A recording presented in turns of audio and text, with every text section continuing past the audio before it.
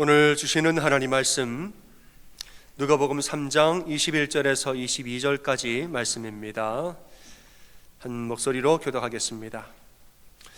백성들이 다 세례를 받을새 예수도 세례를 받으시고 기도하실 때에 하늘이 열리며 성령이 비둘기 같은 형체로 그의 위에 강림하시더니 하늘로부터 소리가 나기를 너는 내 사랑하는 아들이라 내가 너를 기뻐하노라 하시니라. 아멘.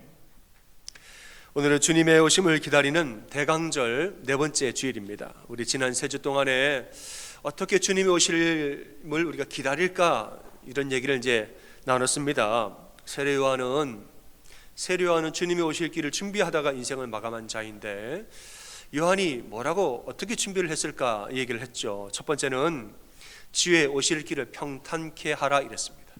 주님의 오실 길을 울퉁불퉁하지 않고 평탄케 다져놔라 이랬습니다.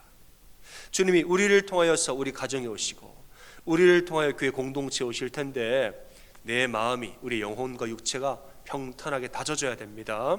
우리 마음에 뾰족뾰족하게 튀어나온 거 뾰족하게 송곳처럼 튀어나온 부분들은 동그랗게 우리가 좀 다져놔야 되고 교만하게 불쑥 솟아오른 거 이런 거 겸손으로 깎아야 되고 상처와 아픔으로 막 파여있는 이 구덩이 하나님 은혜로 메꿔야 됩니다. 그래서 내가 나 자신이 울퉁불퉁한 심령이 아니요 평탄한 심령이 되어서 나를 통하여 주님의 은혜가 우리 가정에 부어질 수 있도록 우리가 대로가 되어야 되는 거죠. 두 번째는 회개하라 이랬습니다. 회개하라 천국이 가까이 왔느니라 회개하라 그랬습니다. 예수 그리스도의 보혈로 우리의 모든 죄를 날마다 회개하면서 주님의 오심을 기다려야 됩니다. 왜 우리가 회개를 해야 되느냐? 회개를 통해 우리가 거룩을 회복할 수 있기 때문에 그런 거예요. 여러분, 죄는 우리 안에 죄가 있을 때는 죄는 우리를 약하게 만듭니다. 죄는 우리를 주눅들게 만들고 죄는 성도의 능력을 뺏어갑니다. 그러나 거룩하면은 무엇이 있습니까? 제가 늘 하는 말이 있어서 거룩에는 무엇이 있습니까? 힘이 있습니다. 거룩에는 힘이 있는지라 거룩한 자에게 놀라운 힘과 능력이 있는 것이에요. 매일매일 회개하고 예수님의 보혈로 우리의 모든 죄를 날마다 씻으며 살아가는 사람은 날마다 거룩하여짐으로 그의 삶에 능력이 나타나는 거예요. 왜 능력이 나타나야 되는가? 나를 통하여 주님의 뜻을 이루실 수 있도록 강한 자가 되어야 되는 거죠. 이게 주님 오시기를 준비하는 두 번째 길이다. 세 번째는 뭐냐? 나는 죽고 예수님으로 살자 이랬습니다. 나는 죽고 예수님으로 살자. 주님이 오시려면 내가 죽어야죠. 주님 나라가 임하려면 내 나라가 끝나야죠. 내 나라 끝내고 주님 나라 임하소서, 이게 준비하는 자라고 그랬어요. 내가 그리스도와 함께 십자가에 못 박혔나니 그런즉 이제는 내가 사는 것입니까? 사는 것이 아닙니까? 그런즉 이제 내가 사는 것이 아니요, 난 죽었대요. 죽으면 끝입니까? 내가 죽었으니까 끝이겠네요? 아니에요. 내 죽으면 새로운 시작이 일어납니다. 오직 내 안에 그리스도께서 사신 것이라. 내가 십자가에 죽어지니까 그 다음에는 내 안에는 예수 그리스도가 활동하기 시작하는 거예요. 이제 내가 육체 가운데 사는 것은 나를 사랑하사 나를 위해 자기 자신을 버리신 예수님을 믿는 믿음 안에서 사는 것이라 이랬어요. 우리가 인간의 마음으로 살 땐 육체로 살아요. 내가 살아있으면 육체로 살고 내가 죽어지면 믿음으로 사는 거예요. 육체의 힘과 내 생각, 내 의지로 사는 것보다 믿음으로 사는 자가 몇 배나 더 강하게 사는 줄로 믿으시길 바랍니다. 그러니까 우리는 주님 오실 길을 준비하는 자가 돼야죠. 오늘은 이제 네 번째 말씀을 나누겠습니다. 주님 오실 길을 준비하려면 어떻게 해야 하는가? 저를 따라 하겠습니다. 예수님이 하나님의 아들이라 믿어야 합니다. 예수님 누구세요? 하나님의 아들이라.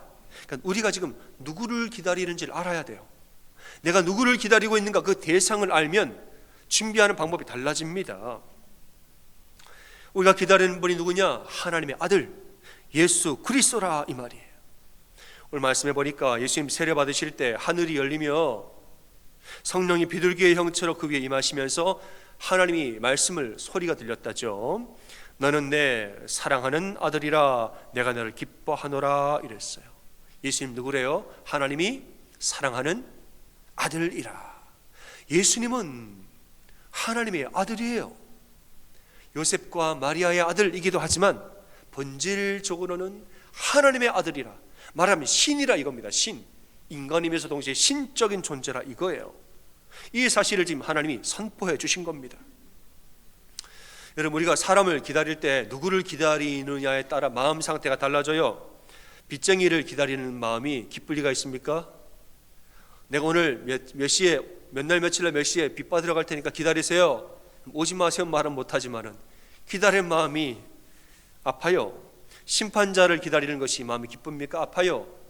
그러나 사랑하는 자를 기다리는 마음은 설레죠. 우리 여러분 연애할 때 제가 이런 얘기를 하면 늘 죄송한 부분이 있는데, 연애를 못 하신 부분도 많아가지고, 나는 어제 보고 오늘 결혼했어요. 옛날 분들은 나는 결혼한 다음에 얼굴 봤어요, 이런 분도 심지어 있고. Anyway, 여러분 자녀를 본다고 생각하세요. 성탄절 날에 우리 자녀들 저 어디 뭐 멀리 떠나 살다가 이번 성탄절 우리 집에 온대요. 손주들 다 데리고. 기다리는 마음이 어떻습니까? 기쁘죠. 사랑하는 자를 기다리면 그 마음이 기뻐요. 그러니까 내가 지금 누구를 기다리는가, 기다리는 사람의 본질이 무엇인가를 알면 기다리는 자세도 달라진다는 거예요. 우리가 기다리는 분이 누구냐? 하나님의 아들, 특별히 어떤 하나님의 아들이냐? 나를 사랑하사 나를 모든 죄에서 구원하시고 나를 인도하여 주실 우리 하나님의 아들 예수 그리스도라 이거예요. 그분이 어떤 분이냐? 하나님이 무척 사랑하는 분이라 이거예요. 하나님이 굉장히 사랑하는, 특별히 독생자라, 외아들이라 이겁니다.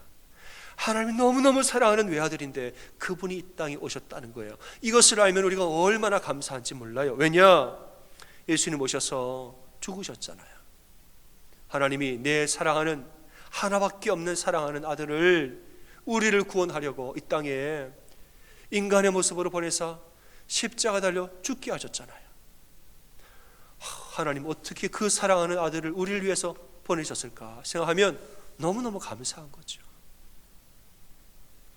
그러한 독생자가 지금 내 삶에 오신다 그러면 얼마나 고마울까요, 여러분? 예수님은 하나님의 아들이라, 하나님 아들이 왜 이 땅에 뭐하러 오셨는가? 우리를 사랑하사 구원하려고. 그는 근본 하나님의 본체시나 하늘 보자 버리고 이 땅에 사람의 모습으로 오시사 자기의 목숨을 내어주면서 우리를 사랑하셨습니다. 근데 우리가 뭘 잘해서 갚아주려고 오신 게 아니에요.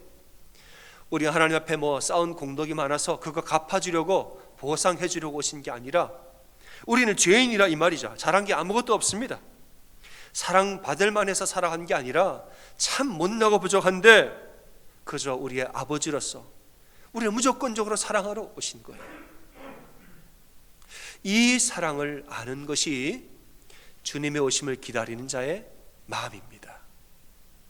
지금 이제 우리 아버지가 우리 집에 오늘 오시는데, 아버지가 오시면 오셨지 뭐, 그건 기다리는 자의 마음이 아니에요. 아버지가 나를 낳아주시고 얼마나 나를 위해서 희생하고 도와주셨나, 우리 어머니가 얼마나 나를 사랑하시는가, 이걸 알고 기다리는 자가 진짜 그분의 오심을 기다리는 자의 마음이죠. 우리의 과거를 생각해 보면 참 어렸을 때는 여러분 철없는 행동도 많이 했습니다. 옛날 일을 가만히 생각해 보면 참 내가 왜 그때 그랬을까 부끄러운 생각도 많이 나는데, 또 생각해 보면 그럼에도 불구하고 그래도 나를 용납해주고 그래도 나를 사랑해줬던 분들이 다 기억이 납니다. 참 그분은 내가 참 그렇게 했는데 그분은 그래 나를 이렇게 싫어하지 않고 좋아해 주셨네. 참 생각해보면 나는 그분한테 미안한데 그분이 티를 안 내고 그렇게 이뻐해주고 포용을 해주시고 용서해 주셨어. 참 그분 생각하면, 지금 생각하면 고마워요. 그때는 당연하다, 어른이니까 그러는 거지요. 그때는 당연한 줄 알았지만 세월이 지나고 보면 고맙습니다. 참 고마워요. 예수님은 어떤 분이냐? 예수님은 그런 분이라 이겁니다. 다 알면서도, 우리를 다 알면서도 모르는 바 없지만 그래도 사랑하고 그래도 품어주는 분이 우리 예수님이에요. 로마서 5장 6절과 8절, 우리가 아직 연약할 때에 기약대로 그리스도께서 경건치 않은 자를 위하여 죽으셨도다. 우린 경건치 않아요. 잘한 것도 없는데 경건치도 않은 자를 위해 죽으셨다고. 의인을 위하여 죽는 자 쉽지 않고 선인을 위하여서 용감히 죽는 자가 간혹 있지만은 우리가 아직도 죄인 되었을 때에 그리스도께서 우리를 위하여 죽으심으로 자기의 사랑을 확증하셨느니라. 아직도 정신을 못 차리고 내가 뭘 잘못했느냐고 따지고 있는 연약한 우리를 위하여서도 목숨을 내어놓고 죽으심으로 내가 너를 얼마나 사랑하는지를 확증해서 보여주셨다는 거죠. 여러분, 예수님의 사랑이 특별한 이유는 뭐냐? 내가 얼마나 죄인인지를 다 알면서도 사랑하신다는 거. 이게 사람의 사랑과 다른 겁니다. 우리가 얼마나 부족한 죄인인지 알면서도 사랑해 주시는 거, 이게 다른 거예요. 사람들은 다 마음을 숨기고 삽니다. 우리의 속마음이 다 드러나면 우리는 사회생활을 못해요. 우리 마음이, 인간의 마음이 얼마나 악하고 죄가 많은지 속마음이 다 막 생각나는 대로 다 말하고 하고 싶은 대로 다 행하고 내 마음속에 있는 생각이 막 들켜버리고 이러면은 우리 서로 실망하고 미워해서 우리는 못 살아요. 우리는 그런 존재입니다. 그러니까 우리는 아무에게도 말하지 않으니까 우리가 서로 관계하는 거예요. 근데 예수님은 우리의 속마음을 다 아십니다. 어떤 사건이 있었을 때 내 속으로 뭐라고 말하고 예수님 다 아세요. 예배드리고 집으로 갈 때에 내가 속으로 어떤 생각을 하는지 예수님 다 아시고, 뭐 고난이 올 때 우리가 원망하고 하나님 어디 계시냐고 이러는 것도 하나님 다 아시고, 남 모르는 죄를 짓는 것도 하나님 다 아신단 말이에요. 다. 사람들은 몰라도 하나님 다 아세요. 예수님 다 아세요. 다 아시는데도 계속 우리를 사랑하신단 말이죠. 이게 바로 예수 그리스도의 사랑인 것입니다. 여러분, 믿음의 핵심은 뭐냐? 믿음의 핵심은 예수님의 사랑입니다. 십자가의 사랑이에요. 율법과 정죄로는 절대로 믿음에 이를 수 없습니다. 율법도 은혜가 있어요. 율법의 은혜는 뭐냐? 죄를 깨닫게 하는 은혜, 회개하게 하는 은혜. 그러나 믿게 하는 은혜는 아닌 거예요. 율법과 정죄로 우리는 죄를 깨닫고 회개하죠. 근데 믿어지지는 않습니다. 언제 믿어지느냐? 십자가의 사랑이 올 때 그때 믿어지는 거예요. 너 잘못했지? 그러면 네, 잘못했죠. 죄송해요. 이렇게 얘기하죠. 근데 율법이에요. 그런데 그 다음에 사랑이 올 때 내가 이렇게 큰 죄인인데도 예수님 날 위해 십자가 달려 돌아가셨어. 예수님은 나 같은 죄인도 사랑하셔. 이 사랑이 마음에 확 와닿을 때 아멘, 당신은 나의 주님이십니다. 그때는 믿어지게 된다는 거예요. 그러니까 이 믿음의 핵심은 뭐냐? 사랑이라 이 말입니다. 어떤 사람은 우리 하나님은 만물의 창조주이십니다 그러면 믿어요. 아멘. 하나님 만물의 창조주이십니다 하면 믿는데, 그래서 이 하나님이 당신을 사랑하십니다 그러면 잘 못 믿어요. 하나님이 당신을 사랑하세요. 하나님 당신을 사랑하세요. 하나님 바로 당신을 사랑하신다고요. 이러면은 그렇겠지요 이러고 말아요. 진짜 마음으로 아멘 하고 믿어지지가 않는 거예요. 제가 예전에 이제 선교단체 간사로 일한 적이 있습니다. 간사로 섬기면서 내적 치유 이런 훈련을 할 때가 있어요. 이때 한 몇 주 동안에 한 3, 4주 정도를 매일매일 말씀 듣고 매일매일 하루 종일 기도하는 거예요. 이러면서 내적 치유를 하는데, 제가 간사고 제 조에 이제 우리 남자 형제들이 한 여러 명 있습니다. 그 한 명 한 명을 불러다가 자기의 모든 죄를 다 고백합니다. 간사와 해당자와 하나님 셋이서 그 모든 죄를 어려서부터 기억에 나지 않는 무의식에 있는 죄까지 가능한 죄는 다 고백해요. 다 고백하고 씻김 기도를 합니다. 예수 그리스도의 보혈로 이 모든 죄를 다 씻어주소서. 예수님의 보혈이 당신의 모든 죄를 다 씻기십니다. 기도하는 데가 있어요. 한 명이 하면 막 2-3시간, 어떤 사람 3시간 걸려요. 근데 이제 다 고백을 한 다음에 기도할 때는 서로 반무릎을 하고 부둥켜 안고 기도를 합니다. 주님, 이 영혼을 주님 앞에 다 회개하고 고백한 영혼 주님의 보혈로 씻겨주시사. 기도를 안고서 기도하죠. 이제 마음을 갖고 기도하면 어떤 형제들은 막 앉자마자 기도를 시작해서 막 엉엉 울어요. 주님의 사랑, 주님 당신을 사랑하시면 아멘 아멘 하고 웁니다. 근데 어떤 형제들은 안고 기도하면 장난을 쳐요. 어색해가지고 남자끼리 안아본 적도 없거니와 누구랑 이렇게 뭐 결혼 전이니까 청년들이니까 뭐 안고서는 뭐 이렇게 하는 게 뭐런 어색하고 낯간지러워. 요즘 말이 생각이 잘 안 나요. 낯간지러워가지고 막 이렇게 몸을 좀 비틀어요. 그리고 우리 기도하자 그러면 크크 하고 웃어요. 어색해가지고 왜 그래? 그러면 이런 본 적이 없다는 거예요. 아버지한테도 누구한테도 그래 본 적이 없어서 막 그렇다고. 그러니까 하나님이 당신을 사랑하셔 잘 안 믿겨지는 거예요. 그래 본 적이 없어가지고 무조건적인 사랑을 받아본 적이 없어가지고 알겠는데 와닿지가 않는다는 거죠. 하지만은 이어지는 몇 주 동안 매일매일 말씀 선포하고 매일매일 기도하고 계속 주님 당신을 사랑하셔. 십자가에 우리의 모든 죄를 씻기셨어. 계속 선포하는 거예요. 말씀이 돌아가고 기도하고 하면서 나중에 시간이 지나면 지날수록 엉엉하고 웁니다. 예수님 나를 사랑하셔. 나를 사랑하셔. 그러니까 율법과 정죄라는 회개하지만 예수님 사랑을 아니까 믿겨지게 되는 거예요. 주님이 나를 사랑하셔. 이게 막 믿겨지게 되는 거예요. 예전에 어떤 분이 저한테 목사님 믿는 게 뭡니까? 물어본 적이 있습니다. 이분이 하는 말이 나는 예수님 믿고 싶은데 나는 너무 이성적인 사람이기 때문에 머리로만 알겠지 아무리 들어도 뭐 나는 머리로는 알겠는데 마음으로 와닿지가 않는데요. 내 안에 이미 하나님 계시다 뭐 그것도 알고 나는 죄인이다 그것도 알고 다 아는데 문제는 머리로는 알겠는데 마음으로 느껴지지가 않는 그러니까 믿고 싶은데 믿겨지지 않는데요. 그래서 그랬어요. 성도님, 믿음의 핵심은 뭐냐? 믿음의 핵심은 사랑입니다. 십자가의 사랑, 예수 그리스도의 사랑이 믿음의 핵심입니다. 제가 질문했어요. 우리 성도님 인생에 살면서 가장 외롭고 가장 힘든 때가 언제셨어요? 물어봤어요. 그랬더니 아주 꼬맹이 때 이야기를 해요. 내가 진짜 어리고 어렸을 때 그때 내 기억에 내 생애로서는 외롭고 힘든 감정을 가장 크게 느껴진 바로 그때 얘기를 하더라고요. 그 감정이 이제 그 뒤로 성장기에 계속 이어진 거예요. 그때 어땠어요? 그랬더니 너무너무 슬프고 외롭고 쓸쓸하고 무섭고 그랬는데 그래서 엄마한테 갔대. 엄마 나 힘들어 안아줘 했는데 엄마가 안 안아주고 고개를 팍 돌렸대요. 그 어린 나이에 엄마가 네가 잘못했으니까 그렇지 하고선 탁 돌아서 안아주질 않고 거절을 했다는 거예요. 그때 그 얘기를 하는 거예요. 그래서 너무너무 상처가 됐대요. 제가 말했어요. 그렇습니다. 성도님, 세상은 그렇습니다. 세상은 아무리 가까운 엄마도 내 마음 다 몰라줍니다.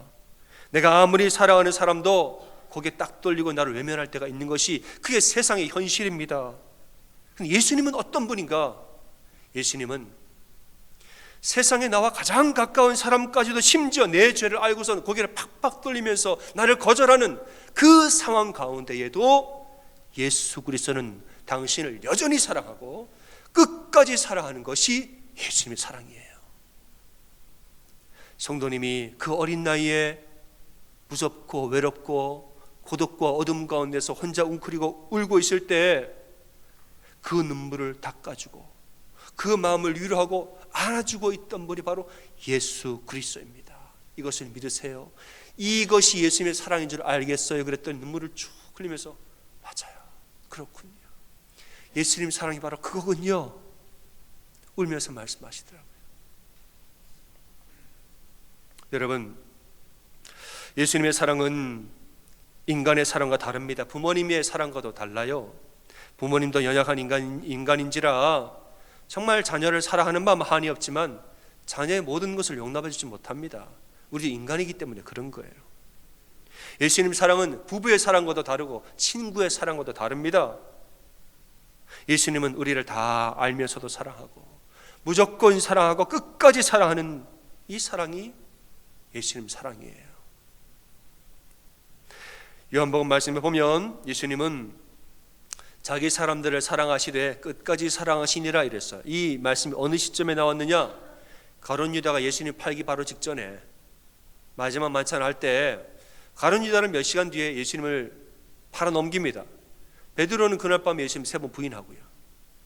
제자들 중에 벌써 2명이 그렇게 할 것을 다 알고 계시는 찰나에 알고 계시는 그 밤에 그들을 사랑하되 끝까지 사랑하셨느니라. 가룟 유다가 날 배반할 거 잘 알죠. 베드로가 나 3번 부인할 거 알아요. 그럼 다른 제자들은요? 남은 10명의 제자들은 말은 안 하고 행동은 안 하지만 속으로 불만이 많았겠죠.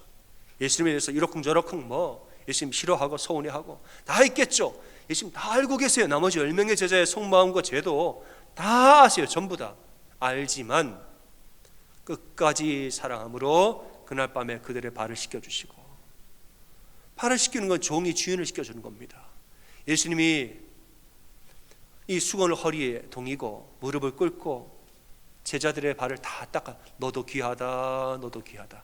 가룟 유다, 너도 귀하다. 내가 다 알지만 너도 귀해. 베드로, 내가 너 알지만 너도 귀해.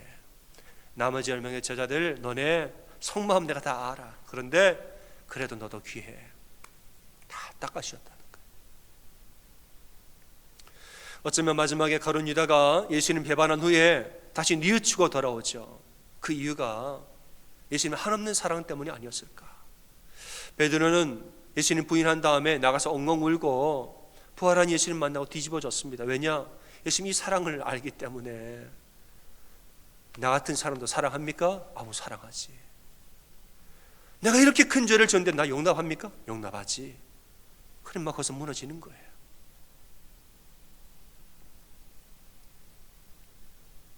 여러분, 예수님은 우리 예수 그리스도는 여러분을 한 분 한 분을 지극히 사랑하시는 줄을 믿으십니까?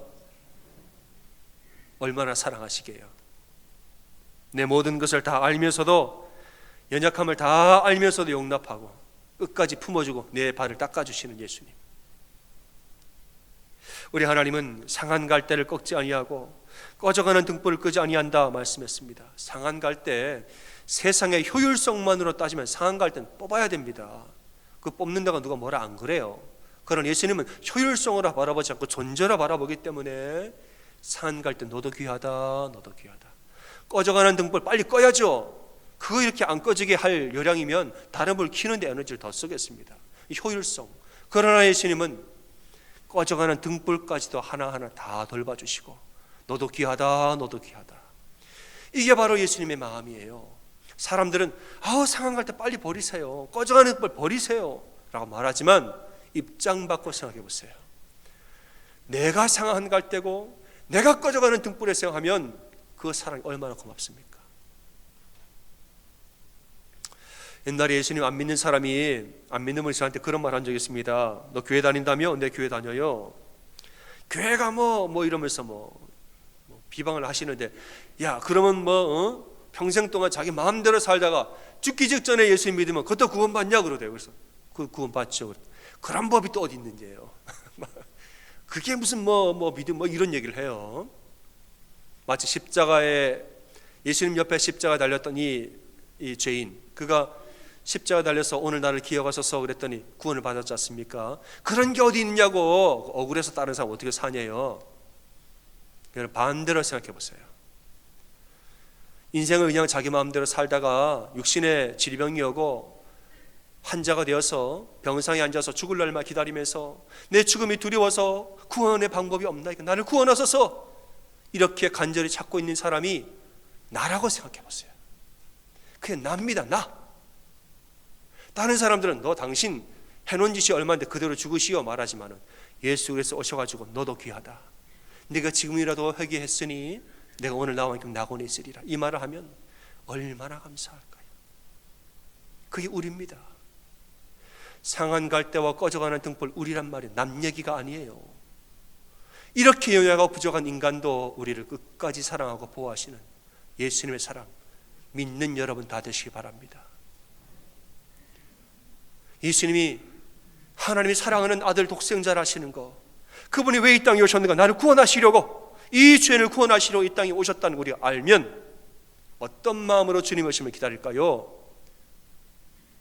너무너무 귀하고 나의 구원자가 오시는 것을 알면은 주님 어서 오시옵소서, 내 울퉁불퉁한 거 내가 다 다져서 내가 평탄한 대로를 내가 빨리 만들 테니까 얼른 오소서 말하는 거예요. 주님, 내가 지은 죄가 많지만은 내가 다 회개하겠습니다. 나와 함께 하소서. 주님과 함께하는 것이 복입니다. 다 죄를 회개할 테니 속히 오소서 기도하는 거예요. 내 나라가 많아가지고 지금 주님 내 나라가 내 자아가 펄펄 살아가지고 주님 못 오시죠? 주님이 얼마나 귀한 분인 줄 알면 주님 내 자아는 내가 빨리 버리겠습니다. 내 나라는 내가 빨리 끝내겠습니다. 주님 속히 오소서. 주님과 함께하는 것이 나는 가장 좋습니다. 속히 내 나라를 끝내고 주님 어서 오시옵소서 하는 줄로 믿으시기 바랍니다.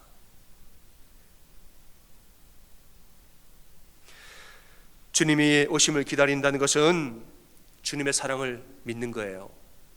나를 얼마나 사랑하는가 믿는 겁니다. 사랑하는 여러분, 예수님이 나를 사랑하사 나와 함께하고 나를 지키고 인도하기 위하여서 오신다는 사실 알고 주님 내 삶에 속히 오소서 속히 오소서 기쁨으로 주님의 오심을 기다리는 여러분 되시기를 주님의 이름으로 축원합니다. 아멘. 여러분 마음에 손 얹고 저를 따라 고백하겠습니다. 마음에 손 얹으세요. 주님 내 안에 속히 오소서. 이렇게 고백하겠습니다. 주님 내 안에 속히 오소서. 아멘.